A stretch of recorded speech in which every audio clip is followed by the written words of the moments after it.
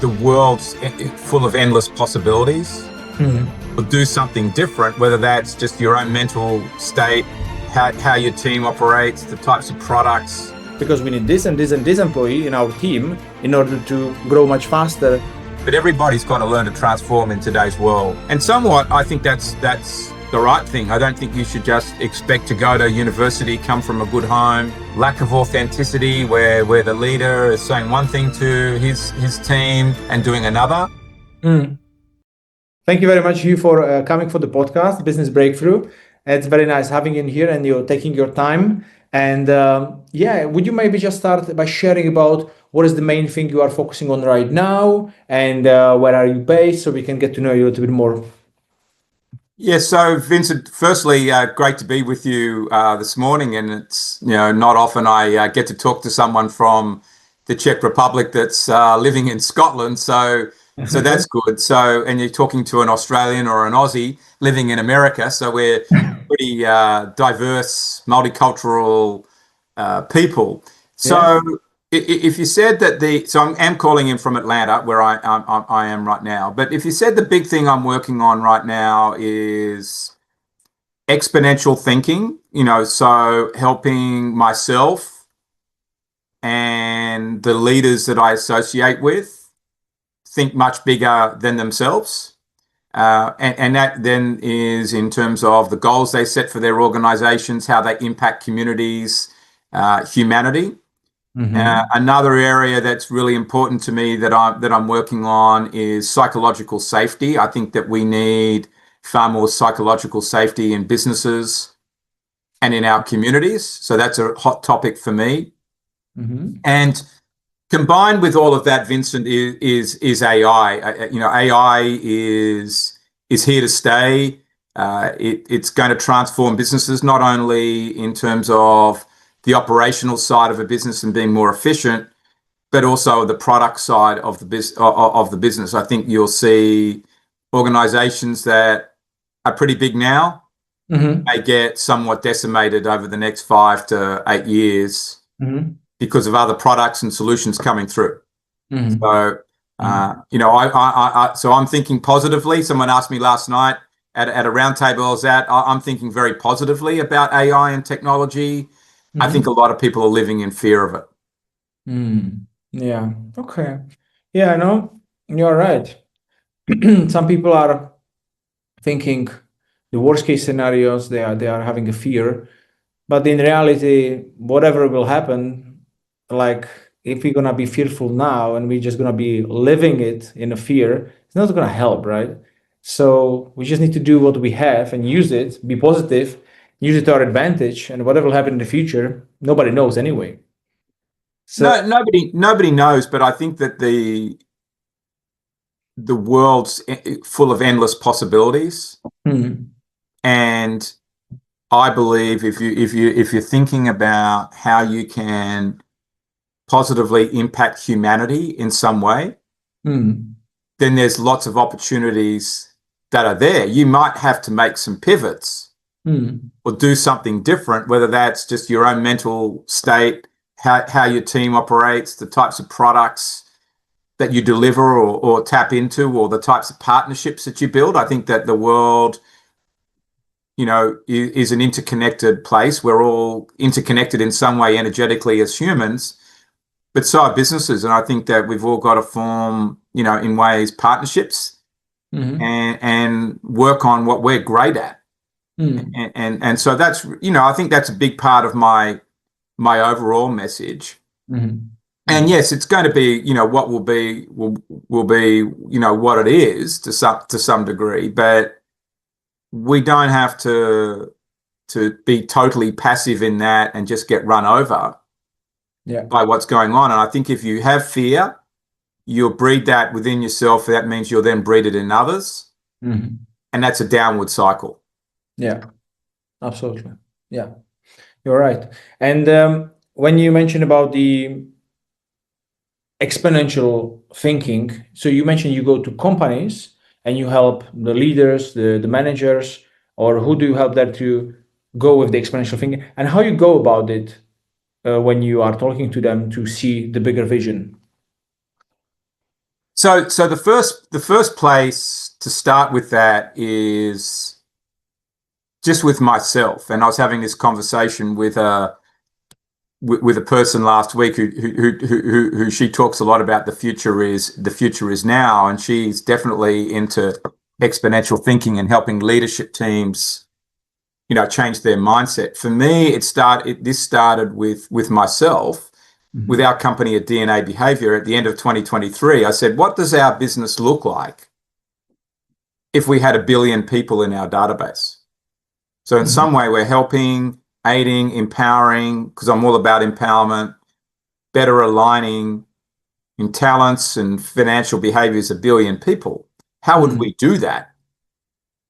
And the answer comes back pretty quickly. Well, it's got to be AI. And in 2017, in fact, I built the framework for an AI model to understand people on a mass scale basis rather than them having to complete a profile. So the barrier to our business has been, we have to get someone to complete a profile. Now we can do it digitally. We don't get the same level of accuracy, but we can get a pretty accurate result. And that's been transformative. So I think it's about, not looking at goals in a linear way and saying, okay, I've got 2.5 million people in my profile today. If I grow by 50%, well, that's 3.25 million next year. Yep, that's growth if you can hold the price up, but that's not exponential, right? And how can you think about making your business 10x in the next 2 years? And how can you do that again? That's, an exponential in my mind is 10 to the power of 9. So if you take 1 and start multiplying it up, or 10 and multiply it up, it becomes 1 billion, right? So that's, but the only way that you can really make $1 billion, right, if that's your goal, and my goal is more about impacting humanity, is to have a humanity-based goal. So it's defined more about how many humans can you impact, and then building a financial model around that. And that's what I try to get people to see. So I've done it for myself. We're in the process of executing, but that's what I talk to others about, when I step into their business and they're stuck, they're stuck on how do I grow? And I say, well, do you want to 10x your business or 2x optimize it? And they're very different decisions, and very different thinking patterns have got to be brought into play. And I think that what we need to be looking at is that for some businesses today, in 5-8 years time, they won't be here in the same form.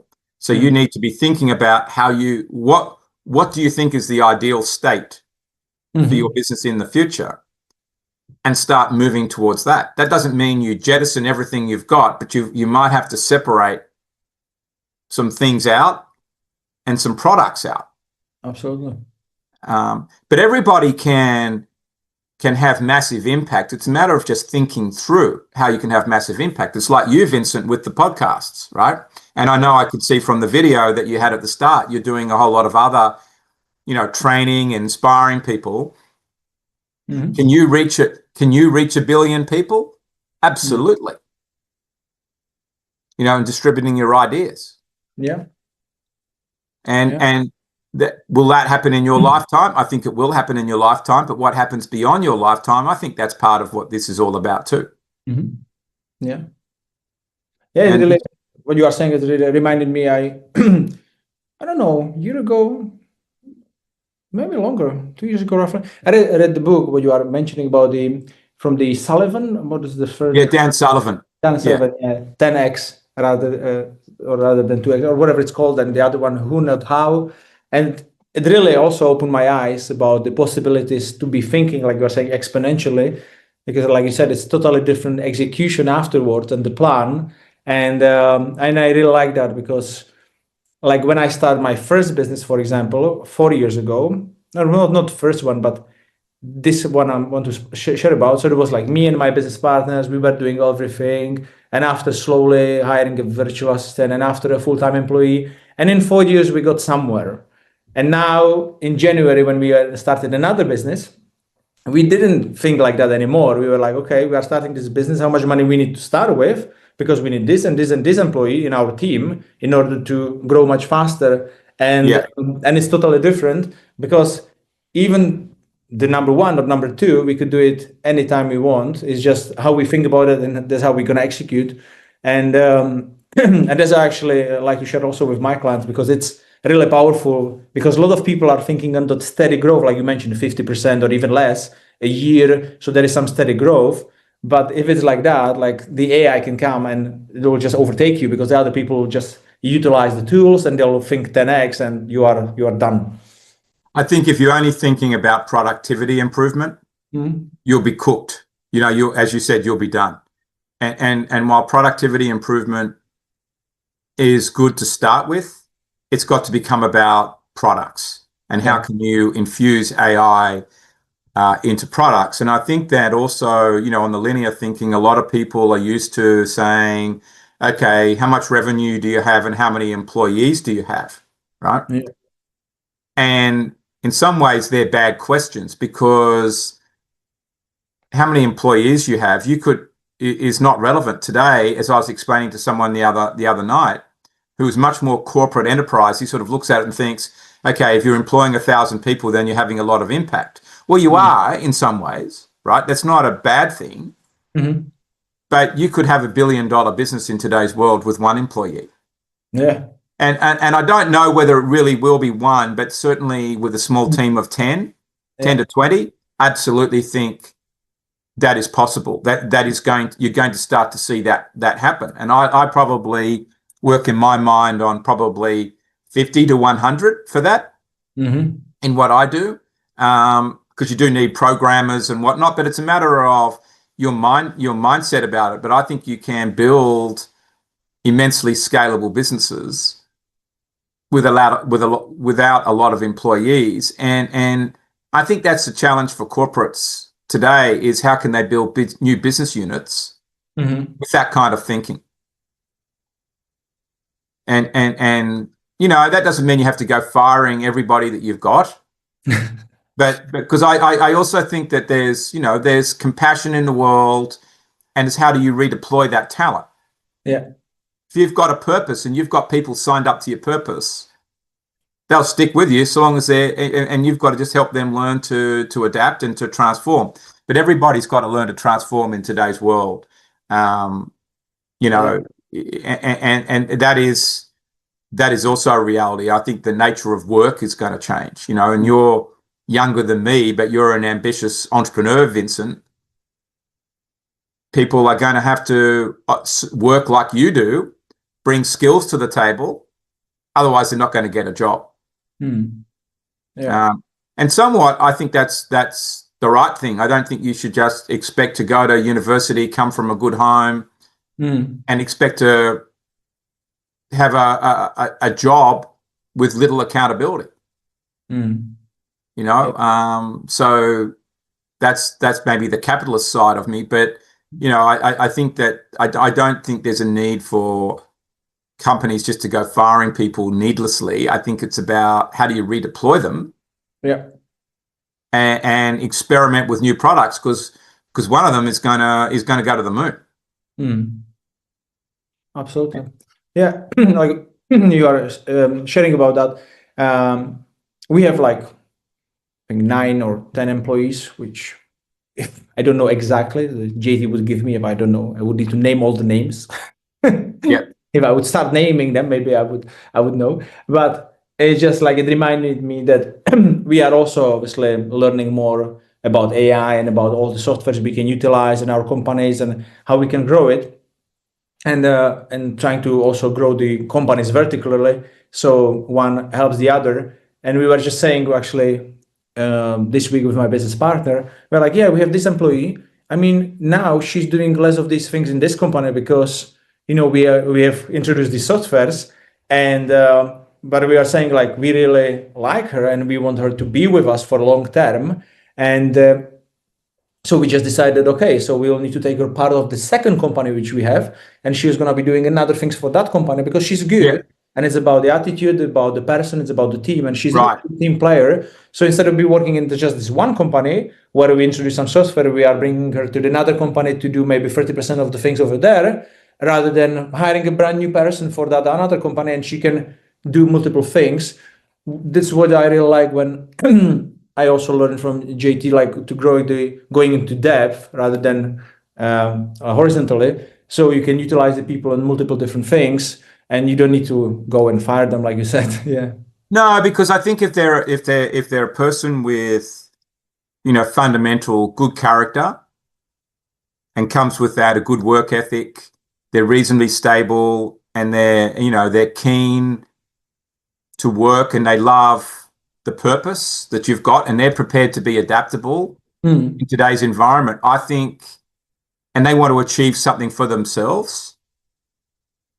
That's who you want, and if they've got that, then everything else can be trained. The skills that are needed can be trained. You as the leaders can show that person the pathway for this is what could happen with this product, and you put that person there and let them go at it, and then when the next opportunity comes up, you move them into that, or you've got somebody else sitting close to you, and I think that's to me a lot of what this is all about. And so, it's a part, like all of this, I think that people have forgotten that going to work is a partnership. How you're paid is a different matter, but it's a partnership, and the employer has a responsibility, or the business owner has a responsibility, and the employees on the team or the consultants, whatever the legal relationship is, they have a responsibility too. And the key thing I mentioned in there before, Vincent, I think, is psychological safety. If you're creating, as the leaders, you and your partners, a psychologically safe environment where this young person you're talking about, he or she can confront you with their thinking and say, I don't think that's going to work. This is why. This is the research I've done. If they do it constructively and they're behaving well as loyally and behaving well as an employee, you got to listen, right? Yeah, and be able to engage in that and be able to interact with them. If you as the aggressive entrepreneur are overstepping the line and being non-compliant somewhere, not necessarily intentionally, by accident, you want someone to pull you up and say, look, if we do that, we're going to get into trouble here. Yeah.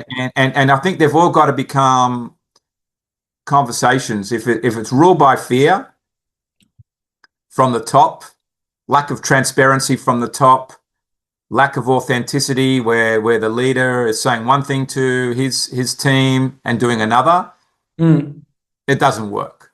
Yeah. Right.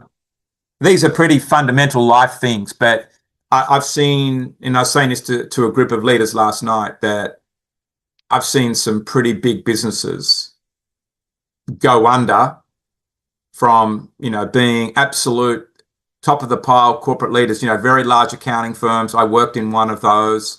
You can look at Boeing Airways, going all the way down to startups where there's fear, lack of psychological safety. At some point, the innovation gets shut down, the culture gets poisoned, and the business doesn't go anywhere. Yeah. And in fact, it will fall off the mantle. And we will see more of that happen, I think, in the current environment. And also AI will proliferate it, because AI will just mean businesses get bypassed. Overnight. Relatively overnight. In the past, if that took 8 to 10 years, in this world, it'll take 2 or 3. Yes. Are you part of any, you mentioned about you are interested in AI? Because you obviously help these people in the companies with the exponential growth, with the psychological safety. So this is more working with the people itself. How do you utilize, if you utilize AI into their business, if you do any help over there, or is it just for yourself, for your business, or? How do So you my main focus is if you look at the DNA behavior website at dnabehavior.com, you'd see it at the top is what we call enterprise behavioral data analytics. So our work is providing growth-minded leaders with a very quick read of all of their people. And it's not just the employees, all of their clients and everybody in their ecosystem. Because I believe that, and this is my understanding, people before numbers philosophy, that if you understand the dynamics with people in your organization, you're going to see a whole lot of things. And so the other approach is just to look at the world through numbers and say, okay, sales are falling here, costs are rising there, X money got spent here. That does tell you some picture about behavior, but it doesn't tell you why it's happening. Yeah. It just tells you it happened. So therefore, you could take those numbers and say, gee, our sales are down in this area. Let's get more people and start ringing up more customers and, hit the phones and do all that stuff. That's not changing. That's not addressing what might be a fundamental issue. Yeah. Yeah. And so I am more about that while you've got to do some of that numbers type work, I'm an accountant by training, right? So I get it, but you've got to look at the people, and to me it starts with the people. And so a lot of my work is how do is providing a leader with a customized heat map, of the whole business, and then drilling down and saying, okay, these might be the areas where the business is exposed. What does the other data tell you? And when those two collide, that's really where the area is that needs to be worked on. So I'm all about understanding people. Now, if you said from an AI perspective, I can understand every person in a corporation's ecosystem, whether it's Tesla Motors or Meta or a 20-person firm, doesn't matter who, financial wealth management firm. I can understand everybody in their ecosystem by running what we call a digital scan that uses AI to provide an analysis, psychometric analysis of everybody's personality. Now, in the past, we would have had to do that by getting people to complete a profile. So if you imagine that you're dealing with a workforce of 100,000 people or a wealth management firm with 100,000 leads and clients, 10,000. You couldn't get them all to do a profile. Today, with AI, we can get a profile on everybody. That's very accurate and very deep. And that's because of the work we've done over the last 24 years since I started the business. It's given us the metrics to be able to do it. And then AI unlocks it. And the other part is that we can, rather than everybody having to be facilitated through their profiles, we've got technology now that allows the AI to take you through what it all means. Right? So that's the other area. So that's the efficiency side versus the product side is being able to scan everyone. I think that what that allows us to do, Vincent, is also to participate in other ecosystems that are AI driven, because we have APIs, an interface technology where we can connect to other systems. So it's really that's good. Because like you mentioned, and that makes us scalable. Yeah, it is. Yeah, because I've done the manual part before where we would do the DISC assessment, right? Yeah, so we've done it. We had a business coach. It was from Tony Robbins, and we filled it up, everybody in our team. And after he would have a session with us, and he would walk us through it. Who is what kind of a person, and he would explain that all. So obviously, it's all of us doing the profile, and after someone else time to come and explain us how it works, because everybody's different, and it's really obviously powerful because I'm more like a direct and somebody's less direct and they would be offended, and I'm like, I don't mean it like personally, it's just like I don't go around the bush, but people in the UK, they say everything around, but they don't go to the point. So it's very different. And now you have that all done for you. All of that can be done by AI. Mm-hmm. And I'd say that in fairness to a coach, the reason that you would want a coach or a consultant to step in the room is if there is a genuine problem, right? Yeah. Mm-hmm. That the people in the room couldn't sort out for themselves. Yeah. Or that there's some conflict issue Mm-hmm. that it needs a human to mediate. But if you can get all of that ground level understanding you've just talked about behaviorally by online through AI and be walked through it, it can, if you've got the right mindset, set you up to have that conflict conversation much better, or if not resolve it yourself and say, okay, yeah, the problem here is I'm very direct and the rest of my team are not, and I have to modify my behavior as a leader. Mm-hmm. Outright, right? Yeah. I can't just be direct in my Slavic way, right? With English people that are being more diplomatic, right? Yeah. I've got to adapt to that culture. But you can get there yourself, right? And I think the AI accelerates that. But also what's important about the AI is that it's not just a one-time hit with a coach and everybody walks away and forgets about it. The AI tool means you can use this every interaction that you have. Mm-hmm. You know, when the coach is not there, because that's also important, what happens when the coach is not there. So it's not saying coaching is not important. We've got lots of coaches who work with our system, Mm-hmm. but they can do the AI now enables them to do an even better job. And that's how I look at it. It's not a threat. It means they can do even better.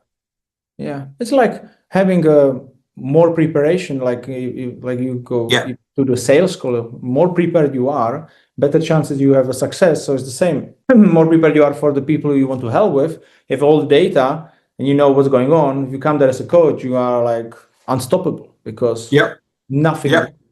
You know already so much that there's no chance that you're not going to sort it out. And I think that's I think that's the key issue. Yeah, you've got it there. You've got it. Yeah. Oh, good. Okay, so and you mentioned about again, I'll go back to the thinking exponentially. What's your vision? Like, do you have like a vision for the next, I don't know, 3 years, 5 years, 10 years? What is it you want to achieve with your DNA behavior? Well, so for DNA behavior, I want to have at the core level by 2030. So that's 5 years' time, essentially. 1 billion people in our database. Today we have 275 million. We'll probably have a bit over 300 by the end of the year. Wow. And then have, then have the clients actively using that. Working with corporations, we've got large databases of people to take the behavioral understanding to a new level.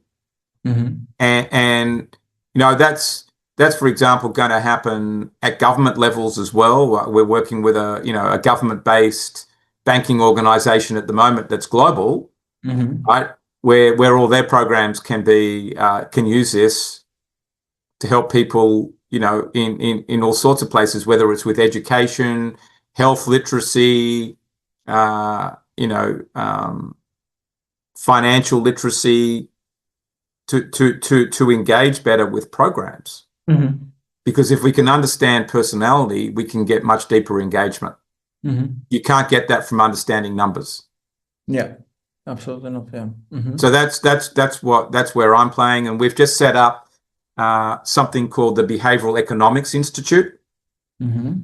So I brought on a new chief of behavioral sciences for our business, and he's worked on a platform called behavioraleconomics.com for the last 15 years or so, and there's a following of 100,000 people there that are professionals, academics, government officials and whatnot in the area of behavioral economics, the intersection of behavior and money. And so we're now turning that into an institute to bring more of a global voice to the deployment of behavioral economics in business, to elevate it, because wherever there's a business, wherever there is money flowing, there's human behavior, and it needs to be dealt with. Yeah. Yeah, that's right. So that's where, so that's going to be my work for the next 5 years. And you know, we have spin-off businesses that like probably like what you're doing in your little conglomerate that's going on there, Vincent, is we've got spin-off businesses that are using our system, and they're going to become king of some market channels over the next 5 or 6 years. So that's where I am deploying the exponential thinking as well, as to help those leaders who use our systems do something fantastic too. Yeah, it's great. Like you mentioned about the behavior in the finances, there was this another book from the guy you mentioned, the Profit First. If you read it, he was mentioning about, like, you are accountant, so he was saying, like, first you have the revenue, and after normal thinking, accountant will tell you deduct the expenses, and whatever is left is profit. And in the book, he's explaining, no, first is revenue, then you take out your profits, and whatever is left is expenses. And he was explaining it's because of the behavior. He said, if you take the profit first, and you really, like you said, explaining, put them on the side, and you cannot even touch them, then you will work with what you have. So you'll adapt your expenses, you'll think differently, and compared to, as you mentioned, like if you have the expense and after people are like, oh, there is no profit left or something. So it was about the behavior kind of behind these finances when it comes to companies. It was very interesting. So I think, like, what you are sharing in here, maybe something similar to, Well, I think that you know, I haven't read that book, but I think I'm understand. I get the general point. My answer to that would be is, do you want a business that generates $4 billion of revenue and makes, say, $40 million of profit, right? Or do you want a business of 100 million turnover with $40 million of profit, right? So that's one question. And then grow that. So the profit margin on one is 1% versus 40%, right? Big difference. What's better, right? And everybody just thinks linear, in a linear way. Oh, gee, the bigger business with thousands of employees is bigger and better than the one that's got 40% margin. Now, I know businesses that are making near 100 million, and they've got an 85% turnover net profit margin. And I think that's what your guy's talking about. That's a better business in my mind than a $4 billion business that is struggling to make 1%, right? You think about then tariffs come and things like that that we've got in America right now. Well, that just wipes that off the map. I had a conversation with someone in here I met him on one, it's called like a Business London show, and we had a meeting because he just stepped in as a majority shareholder in the company, and he just wanted some help.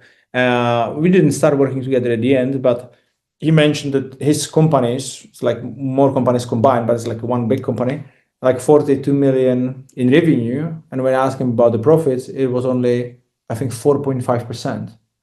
I'm like, okay, but if there'll be one change, something happens, you are done. It's not enough.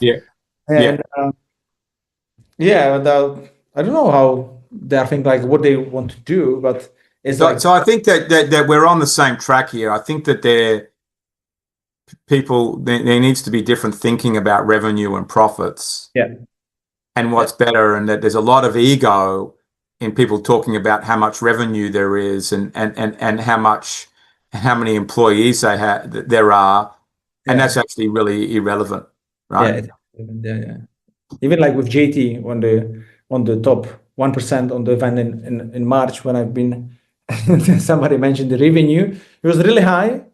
And after it was like, so how much profit do you have? And they said like 50,000 pounds or something like, what? Yeah. He just destroyed that person. Anyway, good. So I would like to have a last question to ask you because we are like half an hour now. And when you are obviously in that business for a long time, were there times where maybe was thinking being kind of difficult at times, or maybe some challenges you had on your way? What was maybe one thing which helped you to go through it? I think the first thing is to never lose sight of your purpose and why you're doing the business. So for me, it's always been, if I keep it simple, about financial empowerment for people.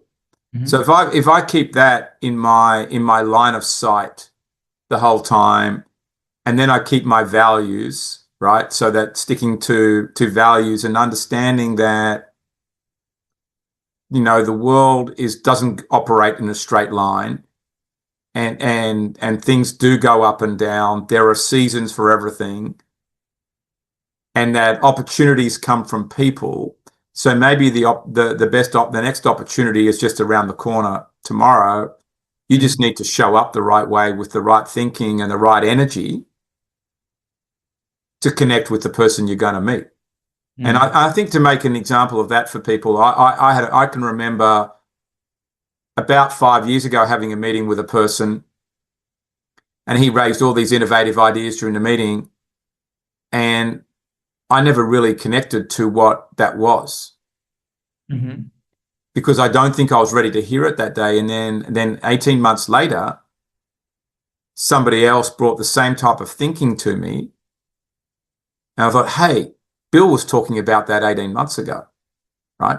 But at that point, in that 18-month gap, I had read a book that taught me what this was all about. And so somewhere there had been a transformation that goes on. So I think that you want to keep yourself as mentally, you've got to be resilient. I think that's the number one thing for entrepreneurs, for business, certainly entrepreneurs. I think business leaders, you've got to be able to dust off a mistake, but look at it and say, don't just say a mistake and move on. Analyze it and understand what your role in it is. Make a change and don't do it again. But accept that this is part of life, and that no one goes through life unscathed from some events, right? Sometimes you do go 20 years where nothing bad happens, and suddenly you get 3 things on the trot. That's the way it is. But you've got to navigate through that. I think having a group of really good people around you who are thinking the right way is important to be able to share those issues. I think that's also where a coach can play a great role, like a long-term coach. I've had a coach for 20 years. And sometimes our discussions have had to be very intense because I've had a problem or a major issue or turning point. Other times, it's just a conversation that goes on. But I know keeping her engaged with what I'm doing helps keep me centered on where I need to be, because she'll say, well, remember, Hugh, we talked about this 3 years ago. You need to be doing X, and that's what we agreed you'd be doing. Yeah. And so I think there's some of the elements of handling these difficult situations, because if you're going to be out in business, they're going to come. And it doesn't matter whether you're an entrepreneur or working in an organization. In a way, we're all working for ourselves in some way. Stuff's going to happen. And having an open mind, I think, is another thing. Be curious. Be prepared to learn. That's also important. I think if the day that you stop wanting to learn, then you may as well not, you may as well not be out there. Keep yourself physically fit. That's another thing, that keeping yourself healthy. I won't say to people to be a teetotaler, but manage alcohol. That doesn't help, particularly when you've got difficult times. Just going and sitting in the bar, that's not going to solve the problem. In fact, it will make it worse.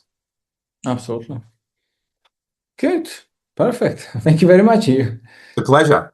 You can see, guys, whoever is listening, Hugh is over delivering because I asked him about the one thing, and we have a lot of things you can. So you knew I was going to over deliver. we have a purpose. So if you focus on your purpose, you are very clear about that. So this is important. So for you, it's a financial empowerment of others, and for whatever it is for you. And actually, I have found my bigger purpose just recently on the different events. So I'm very happy about that. Sticking to your values, which is very important. I think it's good also for employees when you have them having similar values, so it can grow. Also, you mentioned about seasons, as life has a season, so not everything goes up. It's changing. It's a great video. Also, I love listening from Jim Rohn about that online. Go and check it out. Also, opportunity is maybe behind the corner. So if you think like giving up, don't give up yet. Just go the extra mile, and maybe there will be that opportunity behind the corner. Being resilient, having the right peer group, which includes coach or going to the event where you can meet the like-minded people, where obviously we are both part of a JT Fox world with Hugh. That's why attracting the similar type of people in business with the similar thinking. Have an open mind, be curious, learn, grow. By finishing the university school, it doesn't end. You need to grow every single day, and being physically fit and healthy, because your strong and mind is actually connected. So from 1, we have like 8, but thank you very much, Hugh. I appreciate it. And thank you very much for today's podcast. Fantastic.